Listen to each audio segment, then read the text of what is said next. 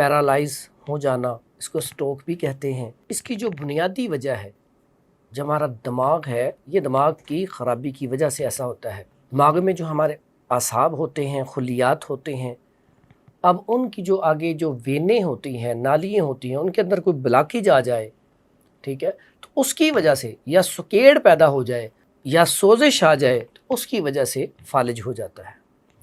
تو یہ فالج بڑا عجیب سا مرض ہے۔ اکثر اوقات ہم نے بڑوں سے یہ سنا ہے، وہ یہ الفاظ اکثر دہراتے ہیں کہ یا اللہ ہمیں کسی کا محتاج نہ کرنا، کیونکہ یہ ایسی محتاجی ہے، اس میں جو پیشنٹ ہوتا ہے اس کو پکڑ کے واش روم تک لے کے جانا یہ بڑی اذیت والی بات ہے۔ وہ انسان خود سے نہ باتھ روم تک جا سکتا ہے، نہ اٹھ کے چل سکتا ہے، نہ پانی لے سکتا ہے، نہ خوراک لے سکتا ہے۔ تو یہ بڑی عجیب سی بیماری ہے جس کی وجہ سے انسان ہر ٹائم پریشانی، ڈپریشن میں رہتا ہے۔